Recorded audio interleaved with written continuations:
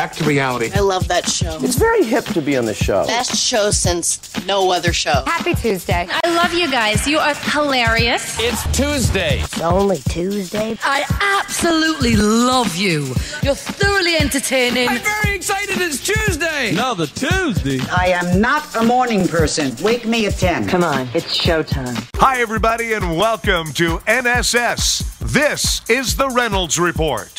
A former NBC employee and friend of Bill Cosby, who acted as his so-called fixer for years, alleges that the comedian paid several women off after he had slept with them. Frank Scotti told the New York Daily News that he helped Cosby pay several $1,000s to 8 women at the end of the 1980s. Scotti said he had everybody fooled. Nobody suspected. He provided the Daily News with copies of money orders Cosby sent to the women. Also over the weekend, 5 of the 16 women who have publicly accused Cosby of sexual assault gave detailed and explosive interviews to the Washington Post. You know, there's a fair amount of creepiness surrounding this story. So far, this is the creepiest. Bill Cosby allegedly requested that female David Letterman staffers watch him eat curry pre-show. The New York Daily News entertainment site Confidential has the story from an anonymous source. Quote, he'd include as a request before he arrived that the young ladies, interns, and assistants all had to gather around in the green room backstage and sit down and watch him eat curry.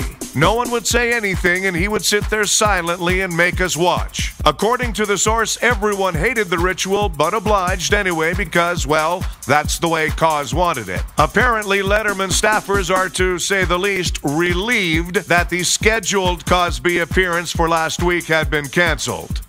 You just can't make this stuff up, folks. A naked guy fell through the ceiling of a woman's bathroom at Logan Airport in Boston on the weekend, then ran out of the restroom and assaulted an elderly man while he was still naked and bleeding. 26-year-old Cameron Shank was charged with attempted murder, mayhem, I didn't even know mayhem was an actual crime, assault and battery on a person over 60, assault and battery on a police officer, lewd and lascivious conduct, and malicious destruction to property.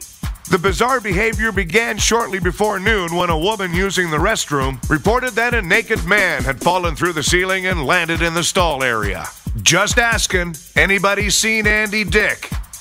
The latest Hunger Games movie is #1 at the box office. I've always thought the Hunger Games movie should be released around Thanksgiving. Or is my family the only ones who call Thanksgiving that? Hunger Games fell short of box office projections. It made only $123 million in the US and Canada.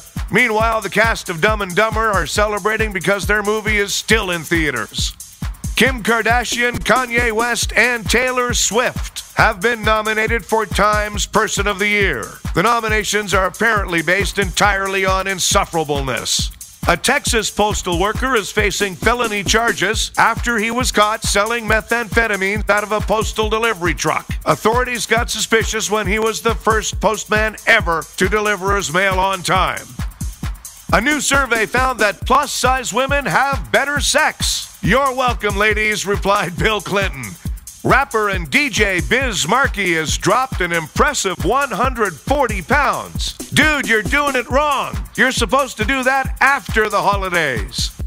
Thanks, everybody. We have a new episode of The Reynolds Report every weekday. Be sure to check out Being Frank, starring Frank D'Angelo here on NSS, live Tuesdays and Thursdays at 3 p.m. Eastern.